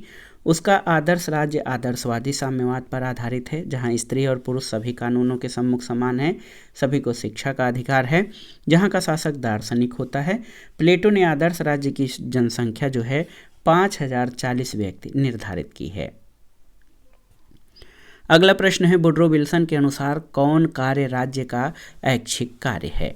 यहाँ पर देखिए, कानून व्यवस्था बनाए रखना, श्रम कानून बनाना, दीवानी मामलों को निपटाना या मनुष्य द्वारा किए गए समझौतों का पालन करना। तो सही उत्तर श्रम कानून बनाना। जहां उदारवादी विचारक राज्य के न्यूनतम कार्य क्षेत्र का समर्थन करते हैं, वहीं समाजवादी राज्य के अधिकतम कार्य क्षेत्र का महत्वपूर्ण मानते हैं। तो इस संदर्भ में राज्य के उचित कार्य क्षेत्र के निर्धारण के लिए अनेक विद्वानों ने राज्य के कार्य को 2 भागों में बांटा है, आवश्यक और ऐच्छिक कार्य। वुड्रो विल्सन के अनुसार राज्य के आवश्यक कार्य व्यवस्था बनाए रखना, दीवानी मामलों का निपटारा करना, व्यक्तियों में आपसी संविदा से उत्पन्न अधिकारों को निश्चित करना और नागरिकों के राजनैतिक कर्तव्यों को निर्धारित करना है। वुड्रो विल्सन के अनुसार उद्योग व्यापार पर नियंत्रण, श्रम कानून बनाना, आवागमन की व्यवस्था, ये राज्य के ऐच्छिक कार्य हैं। तो श्रम कानून बनाना राज्य का ऐच्छिक कार्य है। अगला प्रश्न है दोस्तों, राज्य न ही ईश्वर की रचना है, न श्रेष्ठ शारीरिक बल की, न ही प्रस्तावों और सम्मेलन की कृति है, न ही परिवार का विस्तार मात्र है। ये कथन किसका है? तो ये गार्नर का कथन है, आप जान लीजिए। राज्य की उत्पत्ति और विकास की व्याख्या में दैवी सिद्धांत, शक्ति सिद्धांत, सामाजिक समझौता सिद्धांत, पैतृक और मातृक सिद्धांत अस्तित्व में आए, लेकिन ये सिद्धांत राज्य की उत्पत्ति की व्याख्या आंशिक रूप से ही कर पाए। सबसे अधिक मान्य सिद्धांत ऐतिहासिक या विकासवादी सिद्धांत है। विकासवादी सिद्धांत के समर्थन में ही गार्नर ने लिखा है कि राज्य न ही ईश्वर की रचना है, न श्रेष्ठ शारीरिक बल का परिणाम, न किसी प्रस्ताव या समझौते की कृति है, न परिवार का विस्तृत रूप। ये क्रमिक विकास से उदित एक ऐतिहासिक संस्था है। अगला प्रश्न है मैकाइवर के अनुसार राज्य को कौन से कार्य नहीं करने चाहिए? साहित्य और कला पर नियंत्रण, पुस्तकालयों की व्यवस्था, कानून व्यवस्था का प्रबंध या फिर प्राकृतिक संसाधनों का शोषण। तो सही उत्तर है राज्य को जो है साहित्य और कला पर नियंत्रण नहीं करना चाहिए। दोस्तों मैकाइवर की पुस्तक है द वेब ऑफ गवर्नमेंट। इसमें उन्होंने लिखा है कि राज्य को कला, साहित्य, संस्कृति और धर्म के क्षेत्र में नियंत्रण संबंधी कार्य नहीं करने चाहिए। मैकाइवर सेवाधर्मी राज्य का समर्थक था। उसने ये विश्वास प्रकट किया जब तक आधुनिक राज्य की लोकतांत्रिक व्यवस्था को अक्षुण्ण रखा जाता है तब तक पूंजीवाद की बुराइयों से डरने की आवश्यकता नहीं है। मैकाइवर ने राज्य के विकास के बारे में अपने ग्रंथ द मॉडर्न स्टेट में लिखा है, रक्त संबंध समाज का निर्माण करता है और कालांतर में समाज राज्य को जन्म देता है। अगला प्रश्न है राज्य एक निश्चित भूभाग में जनता द्वारा कानून स्थापना के लिए संगठित समूह का नाम है। ये कथन किसका है? तो ये विल्सन का कथन है। दोस्तों आप जान लीजिए, राज्य को परिभाषित करते हुए विल्सन ने कहा है कि राज्य एक निश्चित भूभाग में जनता द्वारा कानून की स्थापना के लिए संगठित समूह का नाम है। एक विद्वान है ब्लंटसली, वो कहते हैं कि राज्य एक निश्चित भूभाग में रहने वाले राजनीतिक तौर पर संगठित लोगों का समुदाय है। अगला प्रश्न है, राज्य परिवारों और गांव का संगठन है जिसका उद्देश्य एक पूर्ण और आत्मनिर्भर जीवन की प्राप्ति करना है। इस उद्धरण के लेखक कौन हैं? तो ये कथन अरस्तु का है। दोस्तों अरस्तु कहते हैं कि राज्य परिवारों और गांवों का संगठन है जिसका उद्देश्य पूर्ण और आत्मनिर्भर जीवन की प्राप्ति करना है। प्लेटो राज्य को ऐसा समुदाय बताते हैं जिसमें मनुष्य की प्रतिभाओं को निखरने का सर्वोत्तम मार्ग मिलता है और राजनीति का उद्गम स्थल प्राचीन यूनान को माना गया है। अगला प्रश्न है, राज्य एक परिवार का विस्तार है, ये किसने कहा है? तो सही उत्तर अरिस्टोटिल यानी अरस्तु ने। दोस्तों अरस्तु की अध्ययन पद्धति में विश्लेषणात्मकता की विशेषता है। अरस्तु राज्य को एक पूर्ण वस्तु मानते हुए उसके निर्माणकारी तत्वों जैसे ग्राम, परिवार, उसके बाद नागरिकों का अध्ययन करते हैं। परिवार को व्यक्ति के स्वरूप का विस्तार कहता है, ग्राम को परिवार के स्वरूप का विस्तार और अंत में राज्य को परिवार का विस्तार अरस्तु ने माना है। अगला प्रश्न है, किसने कहा है कि जो अरस्तु का आदर्श राज्य है वही प्लेटो का द्वितीय सर्वश्रेष्ठ राज्य है? तो ऑप्शन है आपका हीगल, लास्की, सेबाइन या ग्रीन। तो सही उत्तर ये कथन सेबाइन का है। दोस्तों सेबाइन का कहना है कि जो अरस्तु का आदर्श राज्य है वही प्लेटो का द्वितीय सर्वश्रेष्ठ राज्य है। E.M. फोस्टर ने कहा है कि अरस्तु सभी प्लेटोवादियों में महान है और सेबाइन का कहना है कि अरस्तु आदर्श राज्य पर नहीं बल्कि राज्य के आदर्शों पर पुस्तक लिखता है। अगला प्रश्न बहुत ही महत्वपूर्ण है। आप देख सकते हैं किसने राज्य को एक संप्रभु भूक्षेत्रीय समूह कहा है? तो सही उत्तर लासवेल ने। दोस्तों प्रसिद्ध राजनीति विज्ञानी लासवेल ने राज्य को एक संप्रभु भूक्षेत्रीय समूह कहा है। लासवेल संप्रभुता के परंपरागत स्वीकार को स्वरूप को स्वीकार नहीं करते। अनुभविक आधार पर देखने पर राज्य में संप्रभुता की अधिकांश परंपरागत विशेषताएं सत्य प्रतीत नहीं होती। लासवेल संप्रभुता को सत्ता की उच्चतम मात्रा के रूप में परिभाषित करते हैं। इनके अनुसार राज्य व्यक्तियों का ऐसा समुदाय है जो समस्त बल के सर्वोच्च स्रोत के रूप में जो है संगठित सत्ता रखता है।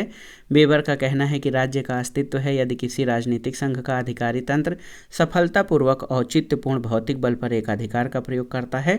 और लासवेल का कहना है कि संप्रभुता के साथ साथ अन्य शक्ति संरचनाएं भी सर्वोच्च हो सकती हैं। उनकी सर्वोपरता, वैयक्तिकता, विभाजित, स्थानिक हो सकती है। इस आधार पर लासवेल ने राज्य को एक संप्रभु भूक्षेत्रीय समूह कहा है। अगले प्रश्न पर आते हैं। महत्वपूर्ण प्रश्न है, राज्य एक संसार है जिसे आत्मा अपने लिए बनाती है, ये कथन किसका है? तो सही उत्तर ये कथन हीगल का है। दोस्तों राज्य के आदर्शवादी व्याख्या हीगल, प्लेटो, एम्पीफालेट, ग्रीन जैसे दार्शनिकों ने की है। हीगल कहता है कि राज्य एक संसार है जिसे आत्मा अपने लिए बनाती है। इसी तरह न्यू स्टेट में एम्पीफालेट ने लिखा है कि मेरी आत्मा का निवास स्थान राज्य में है। और हीगल ने अपने ग्रंथ इतिहास में दर्शन के हिस्ट्री, फिलॉसफी ऑफ हिस्ट्री में लिखा है मनुष्य का सारा मूल्य और महत्व, उसकी समूची आध्यात्मिक सत्ता केवल राज्य में ही संभव है। तो याद रखिएगा, राज्य एक संसार है जिसे आत्मा अपने लिए बनाती है, ये कथन हीगल का है। और इसी से मिलता जुलता कथन कि मेरी आत्मा का निवास स्थान राज्य में है, ये एम्पीफालेट का कथन है। अगला प्रश्न है, एक राज्य जो अपने नागरिकों को अधिकतम सामाजिक सुविधाएं प्रदान करे वो कहलाता है? तो सही उत्तर कल्याणकारी यानी वेलफेयर स्टेट। दोस्तों डेविड मार्स की पुस्तक है द वेलफेयर स्टेट। इसमें कल्याणकारी राज्य की विशेषता बताते हुए कहा गया है कि ऐसा राज्य अपने नागरिकों को रोजगार, न्यूनतम आय, शिक्षा का अधिकार और अशक्तता की स्थिति में संरक्षण का अधिकार और सामुदायिक आश्रय प्रदान करने का प्रयास करता है। अगला प्रश्न है, निम्नलिखित विचारकों में कौन राज्य के यांत्रिक स्वरूप की अवधारणा का समर्थक नहीं है? हाब्स, मिल, बेंथम या ग्रीन? तो सही उत्तर ग्रीन हो जाएगा। ग्रीन एक आदर्शवादी विचारक है जो राज्य को सर्वोच्च नैतिक संस्था मानता है, जबकि बेंथम, मिल और हाब्स ने राज्य को मानव निर्मित यंत्र माना है। एक महत्वपूर्ण प्रश्न जो बार बार परीक्षाओं में पूछा जाता है कि राज्य विधि का शिशु और जनक दोनों है, ये कथन किससे संबंधित है? तो सही उत्तर ये कथन मैकाइवर का है। मैकाइवर की पुस्तक है द मॉडर्न स्टेट। इसमें बहुलवाद के सिद्धांत के क्षेत्र में योगदान करते हुए तर्क दिया गया है कि राज्य कानून का जनक और शिशु दोनों है और ये साधारण कानून का निर्माण करता है और उससे ऊपर है। ये कानून नागरिकों के आपसी संबंधों का और राज्य के साथ नागरिकों के संबंधों का नियमन करते हैं। दोस्तों, आप जान लीजिए कि राज्य का संवैधानिक कानून राज्य से ऊपर है, इसका ये अतिक्रमण नहीं कर सकता है। कानून का जो अंग्रेजी है वो लॉ होता है। इसकी उत्पत्ति ट्यूटन या जर्मन भाषा के लैग शब्द से हुई है। अगला प्रश्न है, आधुनिक राज्यों में स्थिति समूह बनाम राज्यों की होती जा रही है, ये कथन किसका है? ऑप्शन है बार्कर, ब्राइस, डुवर्जर या थॉमस एयर। तो सही कथन है ये कथन बार्कर का है। बार्कर का कहना है कि आधुनिक राज्यों में स्थिति समूह बनाम राज्यों की होती जा रही है क्योंकि व्यक्तियों ने अपने आपसी हितों के लिए राज्य में छोटे छोटे समूह बना लिए हैं। इसके पहले स्पेंसर जैसे विद्वानों ने व्यक्ति बनाम राज्य जैसे सिद्धांतों को प्रमुखता दी थी। अगला प्रश्न है, निम्नलिखित में से कौन सा सही है आपको बताना है। भूमंडलीकरण का तात्पर्य है अंतर्राष्ट्रीयतावाद, संप्रभु राज्यों का अंत, क्षेत्रवाद या विश्व समाज के सहकारी स्वरूप का उद्भव। सही उत्तर ऑप्शन डी हो जाएगा, विश्व समाज के सहकारी स्वरूप का उद्भव। ये दोस्तों ये भूमंडलीकरण का तात्पर्य है। ग्लोबलाइजेशन एक प्रक्रिया है जिसमें व्यापार, सेवा या तकनीकी का पूरे संसार में विकास और विस्तार होता है। पिछले कुछ दशकों में भूमंडलीकरण बहुत तेजी से विकसित हुआ है जिसके फलस्वरूप पूरे विश्व में आर्थिक, सामाजिक, राजनीतिक और सांस्कृतिक पारस्परिकता में तकनीकी, दूरसंचार, यातायात आदि की उन्नति हुई है जिससे भूमंडलीकरण में वृद्धि हुई है। अगला प्रश्न है, कौन सा युग्म सही है? तो यहाँ पर आप देखिए, मनुष्यों का सामूहिक भाईचारा कांट, राज्य की उच्चतर तार्किकता बोसांके, राज्य समुदायों का समुदाय ग्रीन या मनुष्य का प्राकृतिक अधिकार लाक। तो ऑप्शन डी आपका सही उत्तर है। लाक के अनुसार प्राकृतिक अवस्था में मनुष्यों को प्राकृतिक अधिकार प्राप्त थे जिसमें जीवन, स्वतंत्रता और संपत्ति का अधिकार था। तो ऑप्शन डी आपका सही उत्तर है, सही सुमेलित है। अगला प्रश्न है, राज्य का स्वरूप मूलतः निगम के समान है, ये कथन किसका है? तो सही उत्तर ये मैकाइवर का कथन है। मैकाइवर ने अपनी पुस्तक मॉडर्न स्टेट में बहुलवादी विचारधारा का पक्ष पोषण किया है और उसके अनुसार राज्य समाज के अन्य अनेक संस्थाओं से में केवल एक संस्था है। यद्यपि इसके कार्य अनोखे ढंग के हैं। राज्य में एक निगम की सभी अनिवार्य विशेषताएं हैं, उसकी सीमाएं, उसके अधिकार क्षेत्र और उसकी जिम्मेदारियां सभी निश्चित हैं।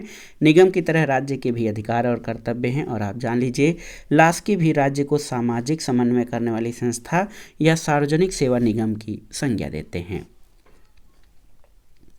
अगला प्रश्न है, रक्त संबंध समाज को जन्म देता है और कालांतर में समाज राज्य को, ये कथन किसका है? तो सही उत्तर ये कथन मैकाइवर का है। ऑप्शन बी आपका सही उत्तर है। राज्य की उत्पत्ति का सर्वाधिक मान्य सिद्धांत विकासवादी या ऐतिहासिक सिद्धांत है। इसके अनुसार राज्य की अचानक उत्पत्ति नहीं होती है, ये क्रमिक विकास का परिणाम है। इसमें रक्त संबंध ने अंशतः योगदान दिया है। रक्त संबंध एकता का प्रथम और दृढ़तम बंधन रहा है और मैकाइवर का कहना है कि रक्त संबंध समाज को जन्म देता है और कालांतर में समाज राज्य को। और इसी तरह हेनरी मैन ने लिखा है कि समाज के प्राचीनतम इतिहास की आधुनिकतम खोजें इस निष्कर्ष की ओर इंगित करती हैं कि समूहों को एकता के सूत्र में बांधने वाला प्रारंभिक बंधन रक्त संबंध ही था। अगला प्रश्न है, मातृक सिद्धांत के अनुसार परिवार का प्रमुख कौन था? तो सही उत्तर है सबसे बड़ी महिला सदस्य। दोस्तों, मातृसत्तात्मक परिवार में वरिष्ठ महिला मुखिया की भूमिका निभाती है।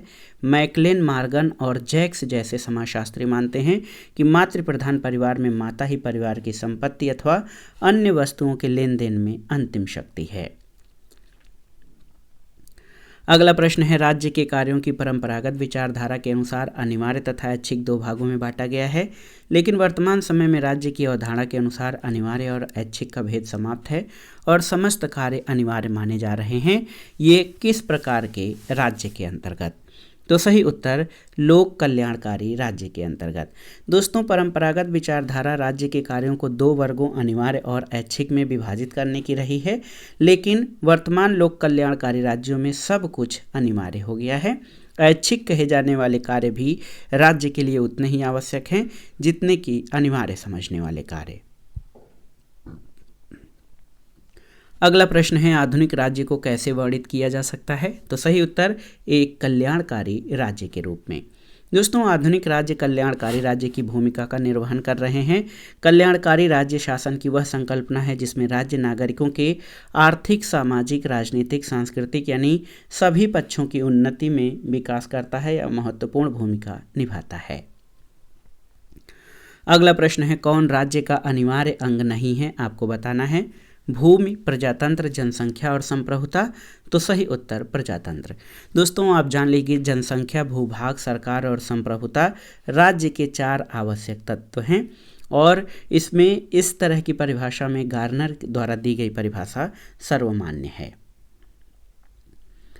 अगला प्रश्न है, किसी राज्य का सर्वाधिक महत्वपूर्ण तत्व कौन सा है? ऑप्शन है जनसंख्या, भूभाग, सरकार और संप्रभुता। तो सही उत्तर है इन चारों में भी सबसे महत्वपूर्ण संप्रभुता है। संप्रभुता या प्रभुसत्ता राज्य का अनिवार्य लक्षण है। गार्नर की पुस्तक इंट्रोडक्शन टू पॉलिटिकल साइंस के अनुसार संप्रभुता राज्य की ऐसी विशेषता है जिसके कारण वह कानून की दृष्टि से केवल अपनी इच्छा से बंधा होता है, अन्य किसी इच्छा से नहीं। कोई अन्य शक्ति उसकी अपनी शक्ति को सीमित नहीं कर सकती है। अगला प्रश्न है, कौन सा वर्ग षाड्गुण्य का भाग नहीं है? देखिए, संधि विग्रह, यान आसन, द्वैधी भाव संधि या षड्यंत्र पंचशील। तो सही उत्तर ऑप्शन डी हो जाएगा। षड्यंत्र और पंचशील षाड्गुण्य का भाग नहीं है। दोस्तों, कौटिल्य ने विदेश संबंधों के संचालन के लिए 6 प्रकार की नीतियों का वर्णन किया है। संधि, विग्रह, आसन, यान, संश्रय और द्वैधी भाव। इसमें षड्यंत्र और पंचशील शामिल नहीं हैं।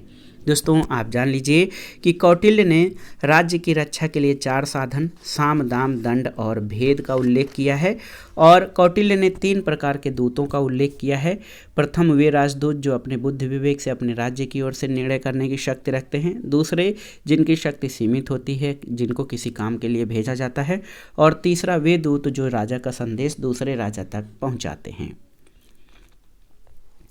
अगला प्रश्न है, निम्नलिखित में से कौन प्राचीन भारतीय विचारकों द्वारा प्रतिपादित राज्य के सप्तांग सिद्धांत के 7 अंगों में नहीं है? स्वामी, पुरोहित, पुर और कोश। तो याद कर लीजिए दोस्तों, पुरोहित का उल्लेख जो है सप्तांग सिद्धांत में नहीं है। सप्तांग सिद्धांत में स्वामी, अमात्य, जनपद, दुर्ग, दंड, कोश और मित्र हैं। इसमें पुरोहित शामिल नहीं है। अगला प्रश्न है दोस्तों, मनु की षाड्गुण्य नीति में क्या शामिल नहीं है? तो सही उत्तर है व्यवहार। दोस्तों, आप जान लीजिए मनु की षड्गुण्य नीति में संधि, विग्रह, यान, आसन, संश्रय और द्वैधी भाव शामिल हैं। तो विकल्प बी व्यवहार जो है मनु की षड्गुण्य नीति में शामिल नहीं है। अगला प्रश्न है, निम्नलिखित में से कौन सा राज्य नहीं है? राजस्थान, नेपाल, बांग्लादेश या श्रीलंका। तो सही उत्तर यहाँ पर राजस्थान हो जाएगा। ये राज्य की श्रेणी में नहीं आएगा। जनसंख्या, निश्चित क्षेत्र, सरकार और संप्रभुता राज्य के आवश्यक तत्व हैं। इसमें संप्रभुता सबसे अधिक महत्वपूर्ण तत्व है। इसके आधार पर राज्य को अन्य समुदायों से अलग माना जाता है। बांग्लादेश, नेपाल, श्रीलंका राज्य हैं क्योंकि इसमें संप्रभुता पाई जाती है, जबकि राजस्थान भारत संघ का एक प्रोविंस या प्रांत है। ये संप्रभुता संपन्न राज्य नहीं है। जीन बोधा ने संप्रभुता को नागरिकों और प्रजाजनों के ऊपर राज्य की सर्वोच्च शक्ति माना है जिस पर कोई कानून का अंकुश न हो, और संप्रभुता निरंकुश, मौलिक, सर्वव्यापक, अस्थायी, अपृथक्करणीय और अनन्यता के लक्षणों से युक्त होती है। अगला प्रश्न है, निम्नलिखित में से कौन राज्य नहीं है? संयुक्त राज्य अमेरिका, रूस, राष्ट्र संघ और बांग्लादेश। तो आप जान लीजिए राष्ट्र संघ। दोस्तों, आप जान लीजिए कि राष्ट्र संघ जो है ये राज्य नहीं है। संयुक्त राज्य अमेरिका, रूस और बांग्लादेश राज्य हैं क्योंकि इनके पास संप्रभुता है। संयुक्त राष्ट्र और राष्ट्र संघ के पास संप्रभुता नहीं है। अगला प्रश्न है, किस विचारक ने अपने चिंतन में राज्य और समाज में विभेद नहीं किया है? कांट, ग्रीन, हीगल या जॉन लॉक। तो सही उत्तर हीगल हो जाएगा। दोस्तों, जर्मन दार्शनिक हीगल ने अपने चिंतन में राज्य और समाज में भेद नहीं किया है। हीगल राज्य को समाज का उच्चतम आदर्श मानता है। हीगल कहता है राज्य स्वयं निश्चित तथा पूर्ण मस्तिष्क है जो सच्चाई और बुराई, लज्जा और शुद्धता, चंचलता और धोखेबाजी के भावनात्मक नियमों को स्वीकार नहीं करता। हीगल ने राज्य में कुछ त्रुटियां होते हुए भी राज्य को ऐतिहासिक विकास का शिखर और नैतिक जीवन की सर्वोच्च सकारात्मक अभिव्यक्ति का दर्जा दिया है। हीगल के अनुसार समाज का आधार चेतना है, लेकिन राज्य के बन जाने के बाद सभी प्रकार के सामाजिक विकास का अंत हो जाएगा। अगला प्रश्न है, कौन समाज और राज्य में भेद करता है? ऑप्शन है पैरेटो, मैकाइवर, ब्राइस और चार्ल्स मेरियम। तो सही उत्तर मैकाइवर। दोस्तों, मैकाइवर एक समाजशास्त्री हैं। इनके द्वारा समाज और राज्य में भेद किया गया है। वो राज्य के बहुलवादी अवधारणा के प्रवर्तक हैं। इनकी पुस्तक है वेब ऑफ गवर्नमेंट। इसमें समाज में महत्वपूर्ण भूमिका निभाने वाले समुदायों को राज्य के कार्यों में सहभागी बनाने की वकालत की है। अगला प्रश्न है, सूची 1 का सूची 2 से सुमेलन करिए और दिए गए कूट से सही उत्तर का चयन करिए। तो यहाँ पर आप देख सकते हैं दोस्तों, भारत ये मित्रता और शांतिपूर्ण सह अस्तित्व की नीति पर चलने वाला जो है राष्ट्र है। भारत की विदेश नीति का अंग है। संयुक्त राज्य अमेरिका का जो संविधान है वो साम्यवाद के अवरोध पर कार्य करता है। सोवियत रूस, आप जान लीजिए, सोवियत रूस ये समाजवादी अंतर्राष्ट्रीयतावाद के सिद्धांत पर मैत्री सहयोग और चीन सैनिक शक्ति और साम्यवाद पर आधारित है। 3, 4, 1, 2 आपका सही विकल्प हो जाएगा। 3, 4, 2 और 1 यहाँ पर ऑप्शन सी इस प्रश्न का सही उत्तर हो जाएगा। अगला प्रश्न है, सभी कुछ राज्य में निहित है, राज्य के बाहर कुछ नहीं, राज्य ही सर्वोपरि है। ये विशेषता कहाँ दिखाई देती है? समाजवाद में, साम्यवाद में, उदारवाद में या सर्वाधिकारवाद में? तो सही उत्तर ये विशेषता सर्वाधिकारवाद में दिखाई देती है। सर्वाधिकारवाद जो है राज्य को सर्वशक्तिमान, सर्वोच्च और नैतिक इकाई मानता है। इटली में फाशीवाद और जर्मनी में हिटलर का नेतृत्व में नाजीवाद सर्वाधिकारवाद का प्रकार है। मुसोलिनी इटली ने कहा है कि राज्य के बाहर कुछ नहीं, इसके विरुद्ध कुछ नहीं, इसके ऊपर कुछ नहीं, सभी कुछ राज्य में निहित है। इसी प्रकार ट्रीटस्के ने कहा है कि दंडवत होकर राज्य की पूजा करनी चाहिए। और आप जान लीजिए, सर्वाधिकारवादी राज्य में जो महत्वपूर्ण विशेषताएं होती हैं उनमें विवेक की अमान्यता और संवेगों का गौरवीकरण, व्यक्तिगत स्वतंत्रता को महत्व नहीं दिया जाता, जनता को राजनीतिक विरोध करने का अधिकार नहीं है, राष्ट्र का गौरवगान करता है, युद्ध की प्रशंसा और शांति की निंदा करता है, उदारवाद और संसदीय शासन के विरुद्ध है और एक व्यक्ति तथा एक दल में सर्वोच्च सत्ता समाहित करता है। ये सभी सर्वाधिकारवादी व्यवस्था के गुण हैं। अगला प्रश्न है, सर्वाधिकारवाद में व्यक्ति की अपेक्षा किसे अधिक महत्व दिया जाता है? तो उत्तर है राज्य को। दोस्तों, सर्वाधिकारवाद में व्यक्ति की अपेक्षा राज्य को सर्वाधिक महत्व दिया गया है। सर्वाधिकारवाद के अनुसार राज्य एक आध्यात्मिक और नैतिक सत्ता है। यह एक ऐसा संगठन है जिसके प्रादुर्भाव और विकास में आत्मा की अभिव्यक्ति होती है। राज्य जनता की आत्मा को अभिव्यक्त करता है, इसलिए व्यक्तियों को न तो निरपेक्ष स्वतंत्रता प्राप्त हो सकती है, न ही उनके द्वारा किसी भी स्थिति में राज्य का विरोध किया जा सकता है। नाजीवादी और फांसीवादी विचारधाराएं सर्वाधिकारवाद का प्रकार रही हैं। अगला प्रश्न है, राज्य एक नैतिक संस्था है जो मनुष्य के पूर्ण नैतिक विकास के लिए अपरिहार्य है। इस वक्तव्य का संबंध किससे है आपको बताना है? व्यक्तिवाद से, आदर्शवादियों से, अराजकतावादियों से या मार्क्सवादियों से? तो सही उत्तर क्या हो जाएगा? सही उत्तर आपका हो जाएगा आदर्शवादियों से। दोस्तों, आदर्शवादी या आइडियलिस्ट थिंकर राज्य को नैतिक संस्था मानते हैं जो मनुष्य के पूर्ण नैतिक विकास के लिए अपरिहार्य है। इसके अनुसार व्यक्ति राज्य के अंतर्गत रहकर ही अपने व्यक्तित्व का सर्वांगीण विकास कर सकता है। कांट, हीगल, ग्रीन, ब्रैडले, बोसांके ये सभी महत्वपूर्ण आदर्शवादी विचारक हैं। अगला प्रश्न है, कल्याणकारी राज्य का उद्देश्य क्या है? ऑप्शन है आर्थिक सुरक्षा की व्यवस्था करना, सामाजिक सुरक्षा और राजनीतिक सुरक्षा, और इनमें से सभी। तो सही उत्तर ऑप्शन डी, इनमें से सभी। दोस्तों, कल्याणकारी राज्य या वेलफेयर स्टेट लोकहित पर आधारित होता है और इसका तात्पर्य ये है कि सामाजिक, आर्थिक, राजनीतिक सुरक्षा की ये व्यवस्था करता है। आधुनिक काल में कल्याणकारी राज्य की अवधारणा इंग्लैंड में बेवरिज रिपोर्ट के आने के बाद मूर्तिमान हुई। आर्थिक सुरक्षा, सामाजिक सुरक्षा, राजनीतिक सुरक्षा, सभी व्यक्तियों को रोजगार, न्यूनतम जीवन स्तर की गारंटी, ये कल्याणकारी राज्य के उद्देश्यों में शामिल हैं। अगला प्रश्न है, निम्नलिखित में से कौन सॉफ्ट स्टेट या नरम राज्य के विचार से संबंधित है? Karl Deutsche, Gunnar Myrdal, Lenin या रूसो? तो सही उत्तर गुन्नार मिर्डल। दोस्तों, गुन्नार मिर्डल ने अपनी कृति एशियन ड्रामा में नवोदित और विकासशील देशों के लिए सॉफ्ट स्टेट शब्दावली का प्रयोग किया है। नई आज़ादी मिलने के बाद इन राज्यों में न तो पर्याप्त रूप से सामाजिक अनुशासन का विकास हो पाया है, न ही व्यवस्था और उद्देश्य के लिए एक समन्वित निष्ठा का विकास हो पाया है। तो याद रखिएगा, सॉफ्ट स्टेट या नरम राज्य का विचार गुन्नार मिर्डल ने दिया है। अगला प्रश्न और इस वीडियो का आखिरी प्रश्न है, सामंतशाही इसका प्रबल वैशिष्ट्य था? नगर राज्य, रोमन साम्राज्य, पवित्र रोमन साम्राज्य और सभी तीनों का? तो सामंतशाही दोस्तों पवित्र रोमन साम्राज्य का प्रबल वैशिष्ट्य था। सामंती राज्य का उदय, पवित्र रोमन साम्राज्य की स्थापना, ये दोनों एक दूसरे से संबंधित घटनाएं थीं। इसने राजनीतिक क्षेत्र में विखंडन परंतु धार्मिक क्षेत्र में एकीकरण को प्रदर्शित किया। पोप ईसाई साम्राज्य की शक्ति बन गया और सभी शासकों पर नियंत्रण स्थापित कर लिया था। इसका परिणाम ये हुआ कि सामंती राज्य का उदय हुआ था। तो दोस्तों, ये था आज का वीडियो। राजनीति विज्ञान अथवा नागरिक शास्त्र से आयोजित की जाने वाली विभिन्न परीक्षाओं के लिए महत्वपूर्ण प्रश्नों का संकलन।